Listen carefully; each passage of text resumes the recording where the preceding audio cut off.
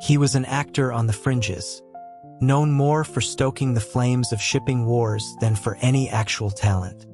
Then, his anonymously published romance novel was traced back to him. And his world exploded.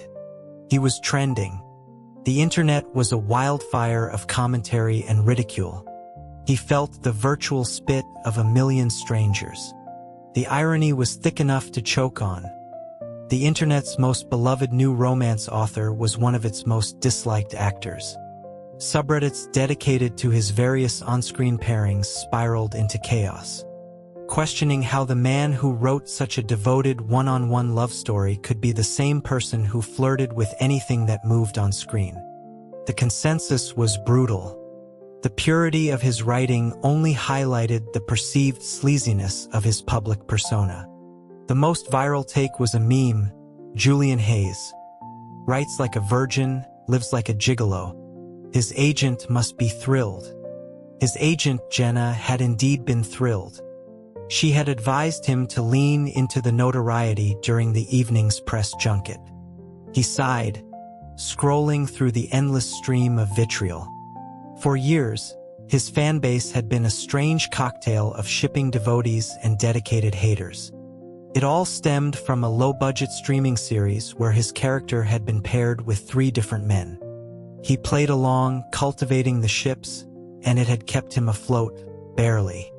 But it had also locked him out of serious roles. This new film was supposed to be his break. Jenna had pulled a lot of strings. Then the original lead had dropped out after an injury, and a last-minute replacement, an A-lister, was on his way. Julian watched the live stream chat on his phone, apathetic. The comments speculated wildly about who the mystery star could be. The name Caleb Thorne was floated, but immediately dismissed. He was too big for a project like this. Then someone pointed out that Thorne Industries was a major investor in the studio. It made a sick kind of sense. Caleb Thorne, the biggest star in the country, and the man Julian had based the protagonist of his novel on. His ex-boyfriend. A cold sweat slicked the back of his neck. Couldn't be. The universe wasn't that cruel. But then the chat feed erupted in a cascade of shock and awe, and a familiar, deep voice cut through the studio's ambient noise. Sorry, traffic was hell. Am I late? Julian kept his head down, his neck muscles locking up. Caleb Thorne sat down in the chair directly across from him. His gaze drifted over, light as a feather but sharp as a needle. What was the protocol for when the man whose heart you'd shattered 5 years ago suddenly became your co-star? He felt a sharp nudge from Jenna. He forced a smile, the kind he reserved for red carpets, and extended a hand. He introduced himself as Julian Hayes, addressing Caleb formally as Mr. Thorne. Caleb glanced at his outstretched hand but made no move to take it. He just hummed a non-committal The air grew thick with awkwardness. The host, a woman with a relentlessly cheerful demeanor, jumped in to smooth things over. She mentioned that Caleb might not be familiar with Julian, but that he was quite the hot topic, even trending that very morning. Julian's smile felt like cracking plaster. Of all the things to bring up, a small, humorless smile touched Caleb's lips. He acknowledged knowing about Julian's recent fame, his tone deceptively casual while his eyes held a clear, cutting disdain. Julian wanted the floor to swallow him whole. He prayed Caleb hadn't read the novel. The thought of it made him feel ill. A young actress on the panel, Maya, turned to him, her eyes wide with genuine excitement. She gushed about his novel, asking how he started writing romance and commenting on how beautifully realistic the emotions were. The comments on the live stream echoed her praise, even from his detractors. They admitted that while his personality was questionable, his writing was undeniably powerful, the feelings so raw they felt real. He felt Caleb's eyes on him again. Julian lowered his gaze, affecting a self-deprecating laugh. He dismissed the book as a silly little project, something not to be taken seriously. Not to be taken seriously. Caleb's voice was low, but it sliced through the chatter. He added, with a light, mocking tone that didn't match the steel in his eyes, "That tracks. Some people are like that." Jenna's posture stiffened beside him. She had heard the rumors that Caleb Thorne was a cool but polite professional. She wondered who had managed to piss him off so badly that he was taking it out on her client. By the end of the interview, it was an accepted fact online. Caleb Thorne despised Julian Hayes. Jenna told him to keep smiling and plaster himself to Caleb's side at the after-party. He followed her advice, trailing after Caleb like a ghost. And by the end of the night, his biggest sponsorship deal had vanished. A secretly recorded video from a journalist went viral. In it, the reporter asked Caleb for his honest opinion of Julian. Caleb hadn't even hesitated. He'd called him unprofessional, with a reputation that spoke for itself. Within an hour, Thorne Industries had formally pulled their brand's association with Julian. Jenna was livid, her voice a string of curses over the phone. She demanded to know what Julian had done to him, asking if he'd scammed him out of money or cheated on him. It had been 5 years ago at a party after their high school graduation. Caleb, drunk on cheap beer and the promise of the future, had pressed him against a wall and kissed him with a desperate, clumsy passion. He'd been so innocent then. They'd spent the entire night together. The next morning, as Julian nursed his aching bones, he had ended it. He told Caleb he had gotten what he wanted, his money, and that the sex was boring. He remembered Caleb's tears, his pleading.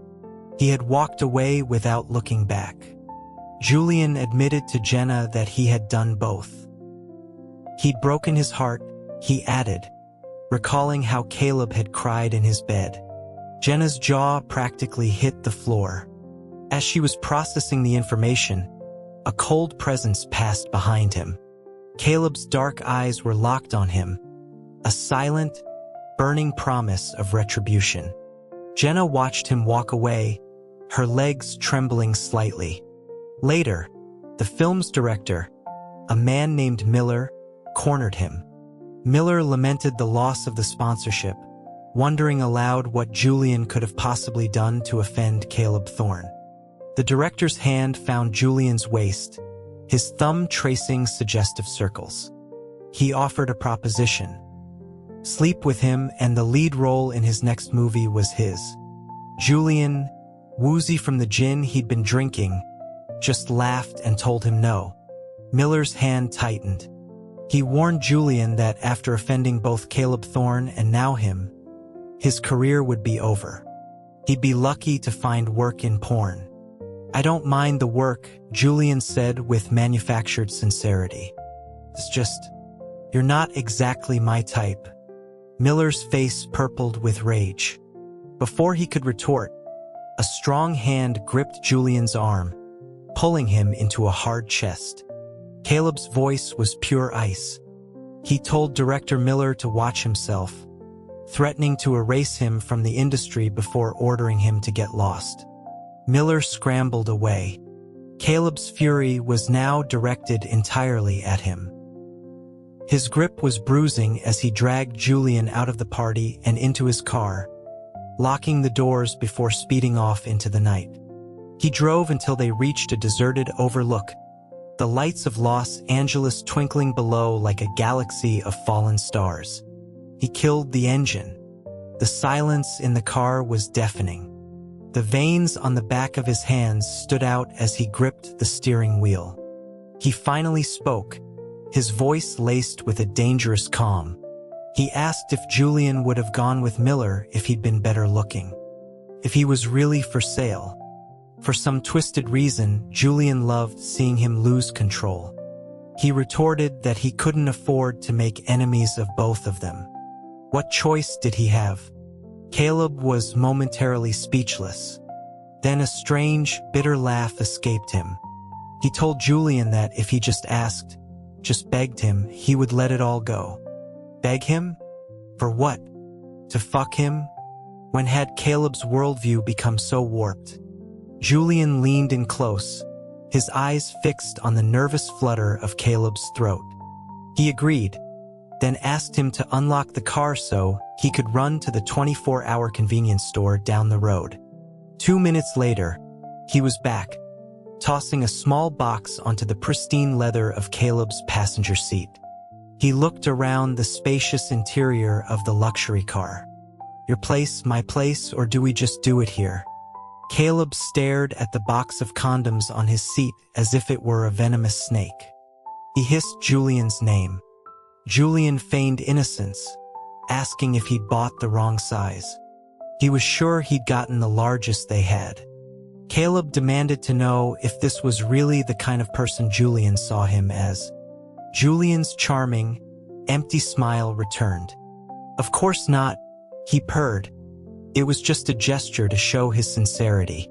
Caleb's jaw worked, words forming and dying on his lips. Finally, he spat out a single word. Get out. The disgust in his voice was absolute. With his career on indefinite hold, Julian had plenty of free time. He spent it writing. His younger brother texted him, begging him to stop, reminding him that his last endorsement had just been pulled. The comments on his latest chapter were a mix of adoration for the sweet, romantic story and pleas for him to stop provoking the powers that be. One comment caught his eye.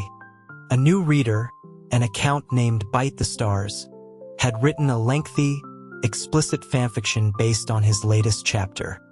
Bite the Stars. A strange handle. He didn't think much of it. Fueled by spite, he reposted a link to the story on his public Twitter. He would disgust Caleb Thorne by using him as his muse until the day Caleb finally had him blacklisted for good. Then he'd go home and get a real job. But he didn't get blacklisted. He got cast on a reality show. The lineup was a calculated recipe for disaster. There was Kian, an actor he had a long-standing, fabricated public rivalry with. There was Chloe, a wealthy actress who had tried to proposition him on more than one occasion. There was Liam, his former bandmate from a failed boy band, their relationship now strained and distant. 2 other actresses he barely knew rounded out the cast. He could already picture the fan wars. He arrived late on the first day of filming, offering a mumbled apology about the traffic. Given his current reputation, he expected to be ignored. But Kian smiled warmly and offered to take his luggage, telling him not to worry about it. Strange.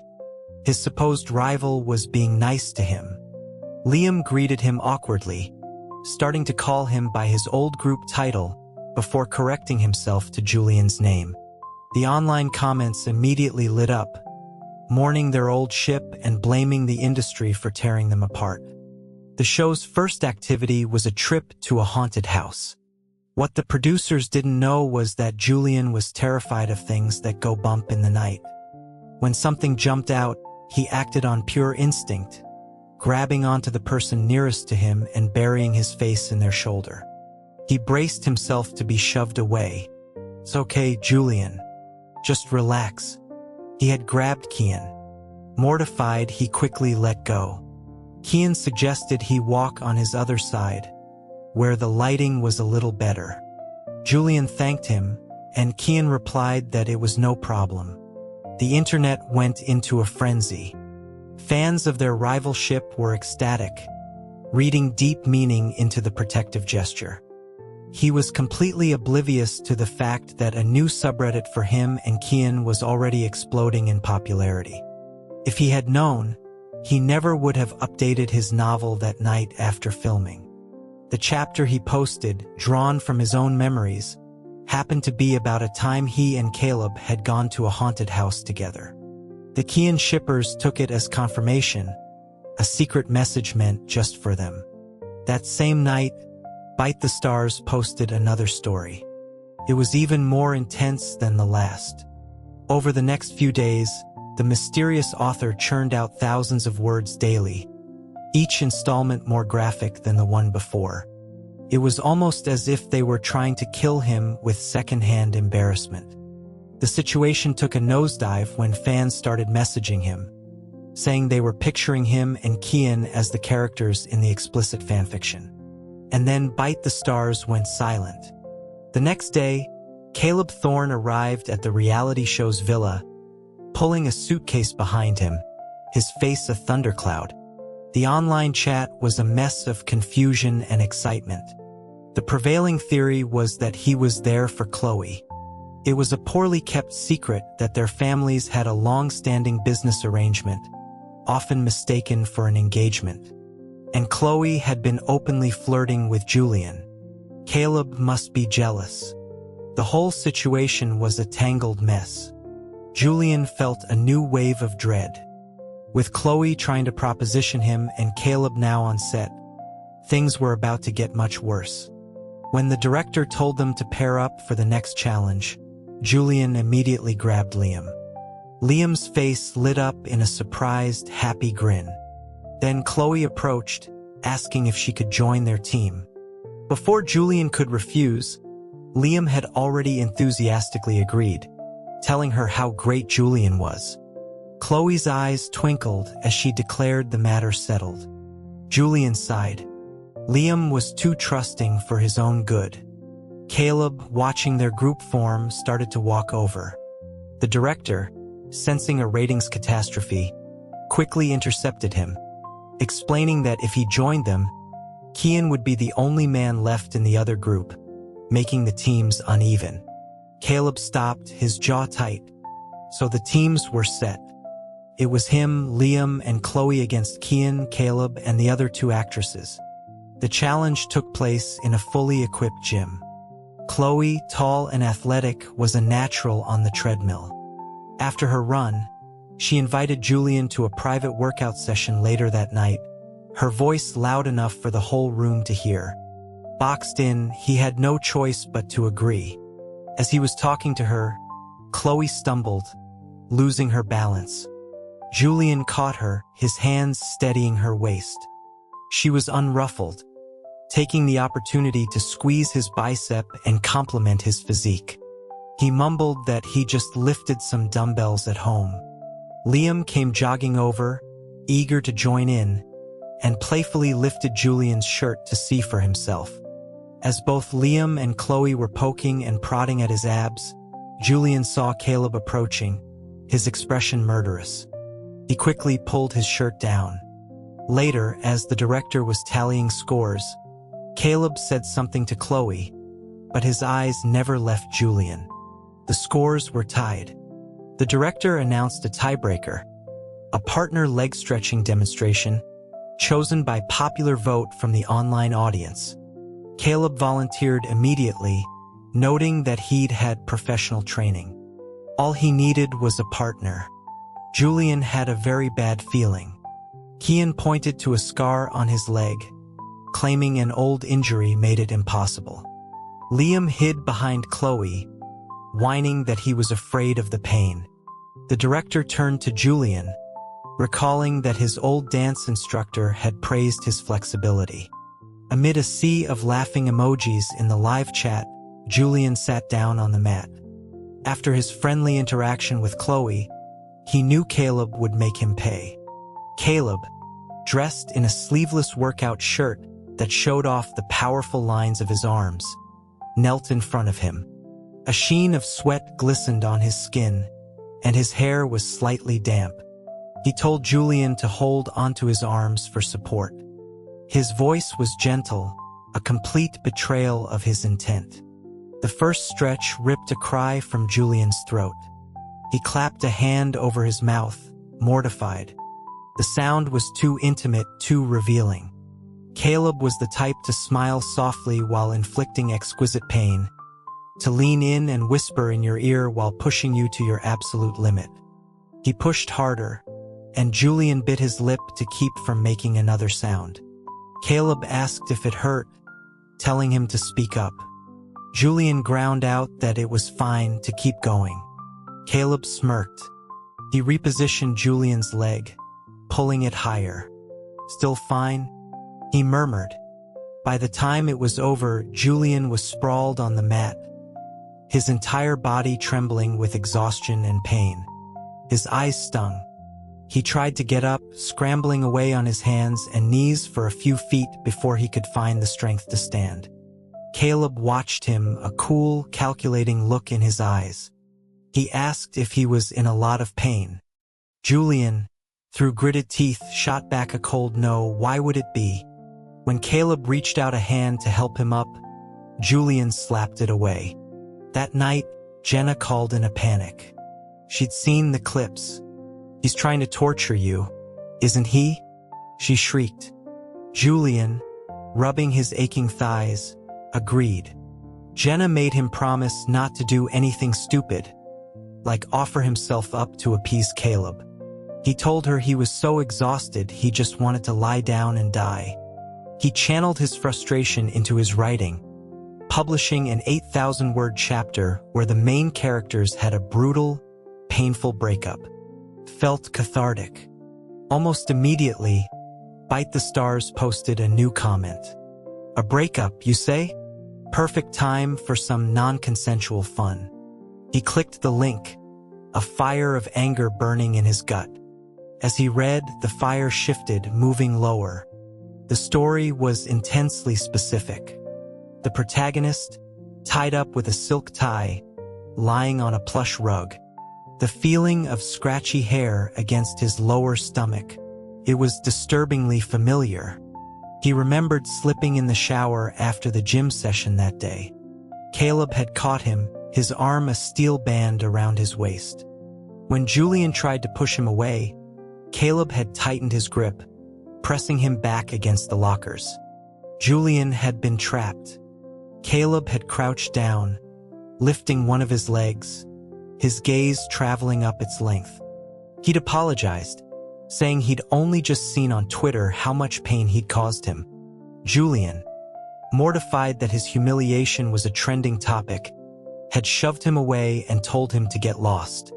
Now, lying in bed, the memory mingling with the fanfiction, his mind was a mess. He cursed Caleb's name as his hand slipped under the covers. A sudden knock on his door made him jump. He threw on a robe and opened it, ready to yell at whoever it was. It was Caleb. He was freshly showered, dressed in clean clothes. Julian stood awkwardly, trying to hide the state of his arousal. He demanded to know what Caleb wanted. "We need to talk," Caleb said, pushing his way into the room. "Talk tomorrow," Julian snapped. "No, now." Caleb covered Julian's mouth before he could shout. Him that the walls were thin. Julian struggled, but Caleb was too close. The familiar scent of his body wash, the one he'd used for years, flooded Julian's senses. He finally relented, signaling for Caleb to let him go. "Why did we break up?" Caleb asked, his voice low and intense. Julian fell silent. It was a question from another lifetime. The truth was unspeakable. Back then, he was just an aimless kid from a poor family who had somehow ended up with Caleb Thorne, the golden boy, the heir to a corporate empire. It was a cliché waiting to happen. A well-dressed, tired-looking woman had found him. It was Caleb's mother. She had explained who Caleb was, who their family was. Unlike the heroines in romance novels who fight for their love, Julian had laughed. He told her that if she wanted him to leave her son, it would cost her $1 million. He'd been joking, mostly. A bitter, angry joke. Turning her son gay and not getting some compensation for it felt like a waste. When she actually produced the checkbook, he was stunned. And tempted.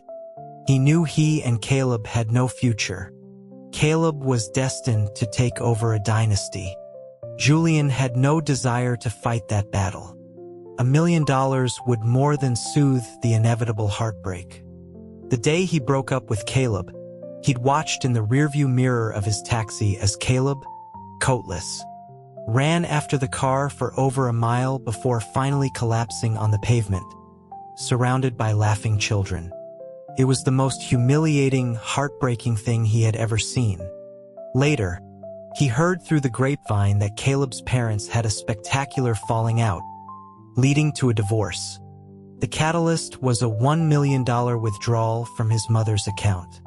He learned that the elegant, powerful woman didn't even have financial autonomy. Soon after, his father married his mistress. The stable family Caleb had fought so hard to protect had crumbled, and it was Julian's fault. He couldn't tell Caleb that. Caleb would try to fix it, and it would only make things worse. He would probably kill him. Is this just like your novel? Caleb's voice was strained. You just write a breakup into existence when you feel like it? Julian looked him straight in the eye and confirmed that yes, the feelings were gone, so he ended it. What more reason did he need? Caleb pressed, asking why he would still write the novel, a novel so obviously based on them. Julian's reply was cruel. He was wringing out the last bit of value from their story. He never made an investment that didn't pay off. Caleb's patience finally snapped. He pinned Julian's hands behind his back. Talk to me properly, he warned, or you know what happens. Julian scoffed at the threat. He twisted his head and bit down hard on Caleb's finger. Caleb grunted in pain but didn't pull away. Instead, he pushed his finger deeper, pressing down on Julian's tongue until drool slicked his chin. If you can't speak nicely, Caleb murmured, his eyes dark, then I'll just have to shut you up. He crushed his mouth to Julian's, a kiss of pure rage and frustration. His knee forced its way between Julian's legs, and he froze, a slow, predatory smile spreading across his face as he felt Julian's arousal. What were you doing just before I knocked? Julian, desperate to regain some control, softened his voice, turning on the charm that had served him so well. He cooed Caleb's name, calling him brother, asking if they could have a truce on the show. Caleb's face hardened. He asked if Julian acted this way with everyone. What do you think? Julian purred back. The end result was that Caleb left, his own clothes perfectly in order, while Julian collapsed into his bed, his legs shaking uncontrollably. Caleb hadn't done anything, not really, but the encounter had left him utterly drained. The show, however, had to go on. The next day's game involved the 7 cast members sitting in a circle. On a countdown, each person had to look at someone else. If 2 people made eye contact, they both faced a penalty. Julian spent the entire game staring determinedly at the 2 actresses he didn't know, a surefire way to avoid a penalty. Caleb looked only at him, every single time. He leaned back in his chair, calm and unmoving, his gaze locking onto Julian the second the countdown finished. His stare grew deeper, more intense with each round. To avoid meeting his eyes, Julian practically had to twist his own head off. After the 2 actresses were eliminated, he was forced to choose a new target. He couldn't look at Caleb. Liam was too clingy. Chloe was too intense. That left Kian. No one would expect him to look at his rival. He confidently lifted his head and locked eyes with Kian. Kian had clearly had the exact same idea. The game ended with nearly everyone facing a penalty. Everyone except Caleb, who looked anything but victorious. As a reward for the audience, the director had Julian and Kian reenact a famous romantic scene from a classic movie. Julian kept breaking into laughter, unable to take it seriously, but Kian remained professional, smiling at him with an indulgent fondness. The internet loved it. A meme circulated of Caleb watching them, his expression thunderous, with the caption, "The Joker isn't laughing anymore." After the segment, Julian chanced a glance at Caleb and immediately regretted it. The look on his face was terrifying. Caleb strode over to him. For a second, Julian was frozen to the spot. Caleb reached out, but not to hit him. He grabbed the hem of Julian's shirt and tugged it out from where it was tucked into his pants. "You still can't dress yourself properly," he muttered, his voice low enough for only Julian to hear. The gesture was so strangely domestic, so reminiscent of their past, that Julian felt his ears burn. He told him to mind his own business. That evening's game was truth or dare, but with a twist. You couldn't refuse the penalty, but someone else could take it for you by drinking. The first spin landed on Chloe. She chose dare. The card read, "Kiss the first man on your right." That was Julian. As he was contemplating taking the drink for her, both Caleb and Liam spoke at the same time, volunteering to drink in her place. Liam ended up taking the drink, and Chloe watched him with a curious, amused expression. The bottle spun again. It landed on Julian. He chose truth.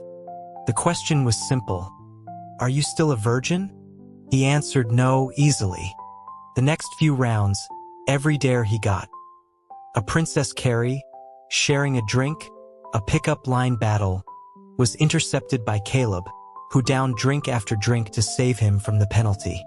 He did it for others too, but with less urgency. When Liam was dared to eat a ghost pepper, Caleb drank. When another actress was dared to kiss someone, Caleb drank. Finally, it was Caleb's turn. He chose truth. "Is there someone you like?" "Yes," Caleb answered, his voice clear. His luck was terrible. The bottle landed on him again and again. "When did you fall for them?" "High school." "Did you get together?" "We did. Then she broke up with me." The comments went wild. No one could believe Caleb Thorne had been dumped. They speculated that the woman must regret it every day of her life. The director, sensing a story, turned to Julian. "You two went to the same high school, right?" Julian confirmed it, trying to downplay their connection. Caleb cut in, his voice tight. "How would you know if we weren't a good match?" He challenged. He went on, his words a thinly veiled accusation, describing a relationship that ended without a fight, without just a sudden disappearance. He was speaking to the whole room, but his burning gaze was fixed on Julian. The director, seeing the explosive tension, quickly restarted the game. The bottle, as if guided by fate, landed on Caleb again. "Who confessed first?" "She did," Caleb began. "She cornered me and—" "I'll drink for him," Julian yelped, knocking over a glass. "No need," Caleb said coolly. "There is," Julian insisted, grabbing the bottle. He drank deeply, desperate to shut Caleb up. A new theory began to brew in the live chat. Fans pointed out Julian's sudden nervousness and the fact that Caleb had only intervened in Julian's dares that involved other men. The strange atmosphere finally broke when the bottle landed on Julian one last time. He chose truth. "Are you still in love with your first?" This was it. If he said no, he feared what Caleb might do. If he said yes, he couldn't bring himself to admit it. Why wasn't Caleb saving him this time? Every eye in the room was on him, but Caleb's gaze was the heaviest. He remembered a stray dog from his childhood stealing a piece of sausage from his mouth. He'd hated that dog. He took a deep breath. "No, I'm not." The sound of a glass shattering silenced the room. Caleb had knocked his over. "Why?" he demanded, his voice raw. "That's the next question," Julian said quietly. Caleb's eyes were swirling with a storm of emotions. He took a shaky breath and nodded for the game to continue. But fate was cruel. Every subsequent penalty Julian received was intimate, and Caleb blocked every one.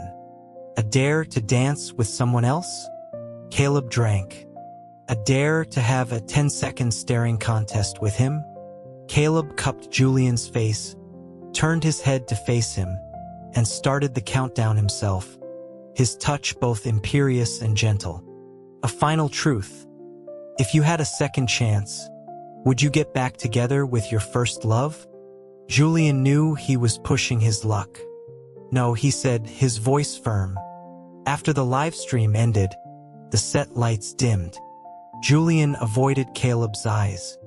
Most of the cast headed back to their rooms, but Caleb remained in the moonlit courtyard, slumped in a chair, his shirt unbuttoned at the collar.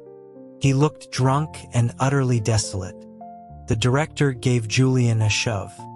He's wasted. Go take care of him. He took all those drinks for you. Julian reluctantly walked over. He told Caleb it was time to go to bed. Caleb's response was slow, his words slurred. He asked Julian to post on his social media for him, to let his fans know he was fine. He handed over his unlocked phone. Julian swiped it open, planning to open Twitter, but stopped. Caleb was logged into a burner account. The username was eerily familiar. Bite the stars. Julian's blood ran cold. He scrolled down. There they were. Post after post of the filthiest, most strangely insightful fanfiction he had ever read. All of it about him. Caleb Thorne was a pervert. Caleb prompted him, asking if he was done. The night wind did little to clear his head, but his eyes were strangely lucid as he watched Julian. The weight of his gaze was suffocating. Julian felt like he was being stripped bare. He thrust the phone back at Caleb, saying he had to go. He turned to leave, but Caleb shot out a hand, grabbing his wrist and yanking him into his lap. Before Julian could even process what was happening, Caleb's other hand was tangled in his hair, tilting his head back for a brutal, possessive kiss. It was a fluid, practiced motion, as if he'd been planning it since the moment Julian walked over. Julian struggled, trying to keep quiet, his protests muffled against Caleb's mouth. "You're crazy," Julian gasped when he finally broke free. "What if someone sees?" "I have enough money to buy their silence," Caleb rasped, his thumb stroking Julian's bruised lips. "And I've wanted to shut that mouth of yours for a long time." His eyes were wild. Julian scrambled away, tumbling back to his room in a state of shock. The next day, Caleb apologized for frightening him. Julian didn't accept. A week later, news broke that Caleb Thorne and Chloe had officially called off their family's business arrangement. And just like that, the film sponsorship Julian had lost was reinstated. He was eating instant noodles in his small apartment when Caleb called. He told Julian he'd been kicked out of his family home and was downstairs. 3 minutes later, the towering figure of Caleb Thorne was crammed into his 80-square-foot living room, his long legs awkward between the tiny sofa and coffee table. Julian told him he could stay for one night only. Caleb took his hand, his expression uncharacteristically vulnerable. He whispered that he'd run away from his family for Julian, asking for a little sympathy. Julian scoffed, reminding him of all the ways Caleb had tried to ruin him. He asked if this was a new tactic, if Caleb had decided to become his sugar daddy instead of his enemy. "It wasn't me," Caleb said quietly.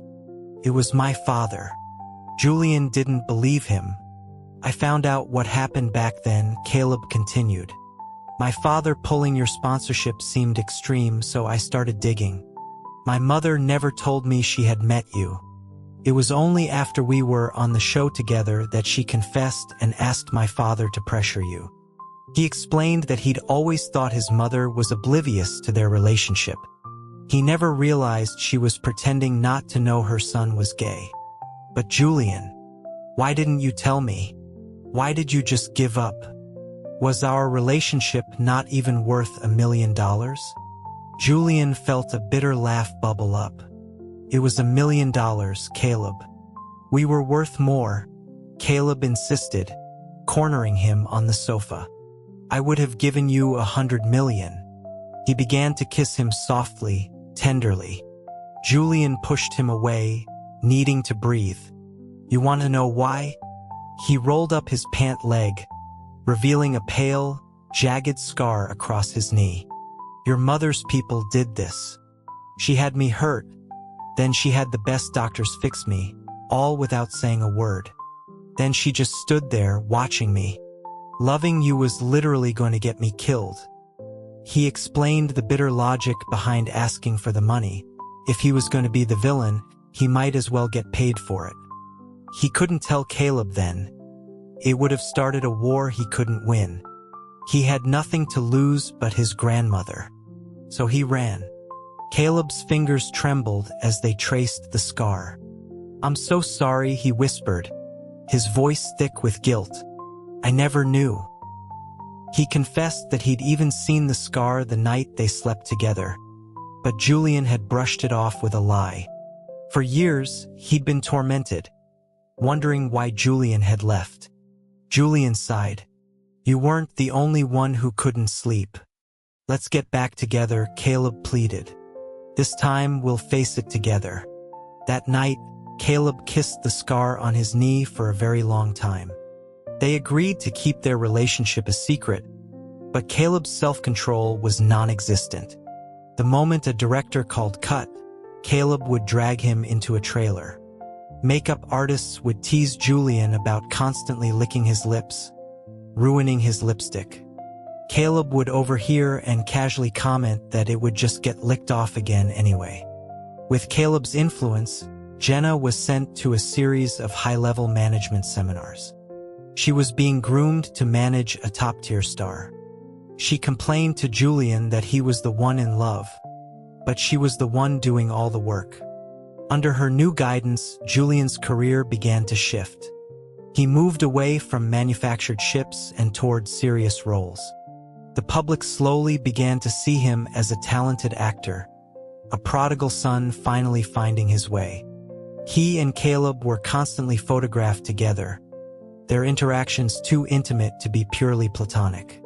The speculation was rampant.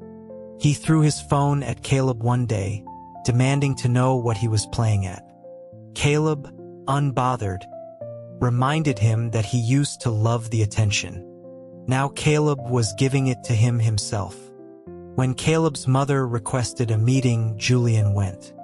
The tired woman from 5 years ago was gone, replaced by a sharp, confident businesswoman. She asked him for his price. Julian simply stated that being with Caleb was worth more than any amount of money she could offer.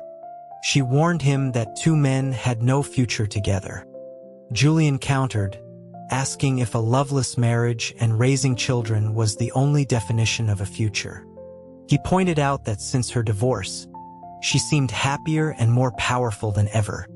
He told her they would not be separating. When he got home, Caleb was waiting for him. He immediately asked if his mother had offered him money.